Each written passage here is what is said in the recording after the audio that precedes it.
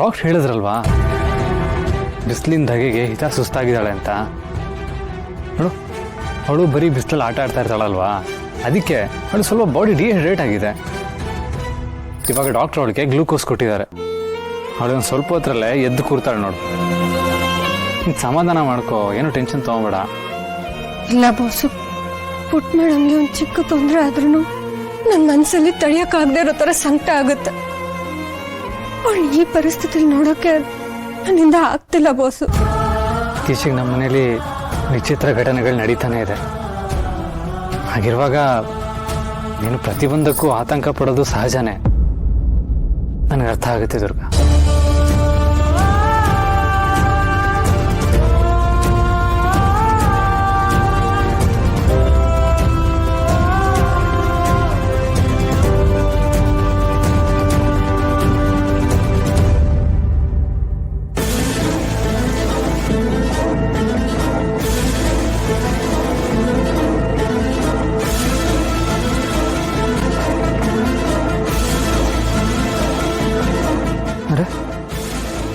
ಹೋಯ್ತು ಬಾಸು, ಏನಾಯ್ತು?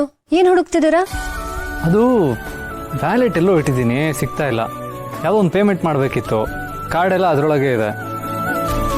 ಅದಕ್ಕೆ ವ್ಯಾಲೆಟ್ ಹುಡುಕ್ತಾ ಇದ್ದೀನಿ, ಎಲ್ಲೋ ಮಿಸ್ ಆಗೋಗಿದೆ.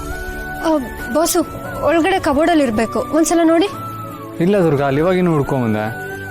ಇಲ್ಲ ಬಾಸು, ಅಲ್ಲೇ ಇರುತ್ತೆ, ಒಂದ್ಸಲ ಸರಿಯಾಗಿ ನೋಡಿ. ದುರ್ಗಾ ಹೇಳಿದ್ನಲ್ಲ, ಇವಾಗಿನೂ ಹುಡುಕಿದ್ದೀನಿ, 100% ಅಲ್ಲಿಲ್ಲ.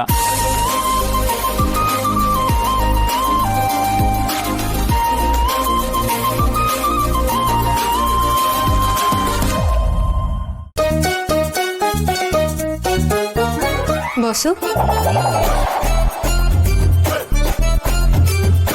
ಏನಿದು? ಈ ಪರ್ಸ್ ಅಲ್ವಾ?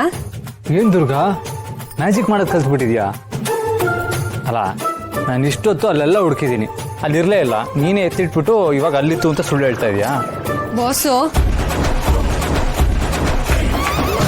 ನೀವೇ ಥ್ಯಾಂಕ್ಸ್.